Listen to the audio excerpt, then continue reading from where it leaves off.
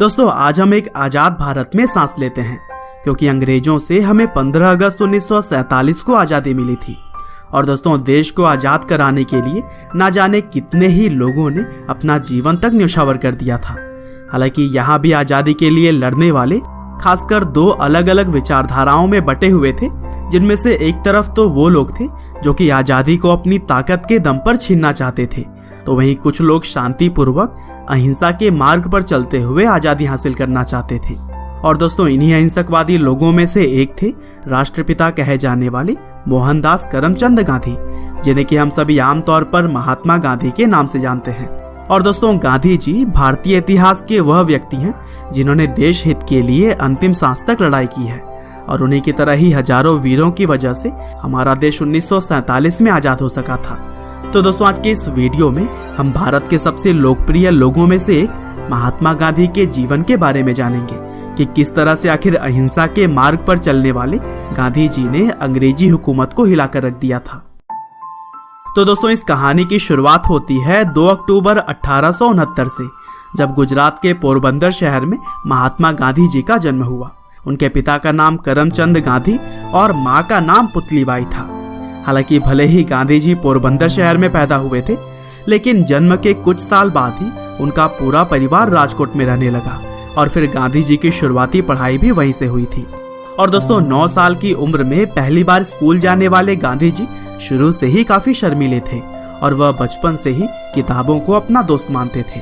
और फिर आगे चलकर महज 13 साल की उम्र में ही उनकी शादी उनसे 1 साल बड़ी लड़की कस्तूरबा से हो गई।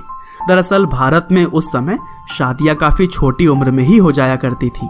हालांकि आगे चलकर जब गांधी जी करीब 15 साल के थे तब उनके पिता का निधन हो गया, और फिर पिता के निधन के 1 साल बाद ही गांधी जी की पहली संतान भी हुई। लेकिन दुर्भाग्य से जन्म के कुछ समय बाद ही बच्चे की मृत्यु हो गई थी, और इस तरह से गांधी जी के ऊपर मानो दुखों का पहाड़ टूट पड़ा हो।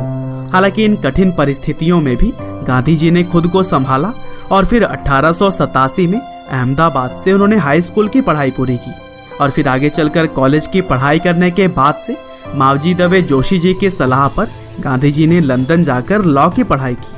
हालांकि 1888 में गांधी जी दूसरी बार पिता बने, और इसी वजह से उनकी मां नहीं चाहती थी कि वह अपने परिवार को छोड़कर कहीं दूर जाएं।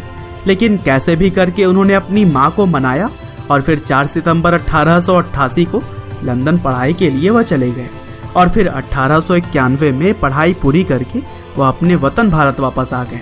हालांकि विदेश में पढ़ाई करने के बावजूद भी भारत आने पर उन्हें नौकरी के लिए काफी भागा दौड़ी करनी पड़ी, और फिर 1893 में दादा अब्दुल्ला एंड कंपनी नाम के एक भारतीय कंपनी में उन्हें नौकरी मिली। हालांकि इस नौकरी के लिए उन्हें साउथ अफ्रीका जाना पड़ा था। और दोस्तों साउथ अफ्रीका में बिताए गए साल गांधी जी के जीवन के सबसे कठिन समय में से एक था, क्योंकि वहां पर उन्हें भेदभाव का काफी सामना करना पड़ा। हालांकि इन्हीं भेदभाव ने ही उन्हें इतना सक्षम बना दिया कि वह लड़ने के लिए पूरी तरह से तैयार रहते थे। और दोस्तों यूं तो गांधी जी को सिर्फ 1 साल के लिए ही साउथ अफ्रीका भेजा गया था, लेकिन वहां रह रहे भारतीयों और आम लोगों के हक के लिए वह अगले 20 साल तक लड़ते रहे, और इसी दौरान उन्होंने नटाल इंडियन कांग्रेस की स्थापना की थी। और दोस्तों अफ्रीका में रहते हुए गांधी जी ने एक निडर सिविल राइट्स एक्टिविस्ट के रूप में खुद की पहचान बना ली थी।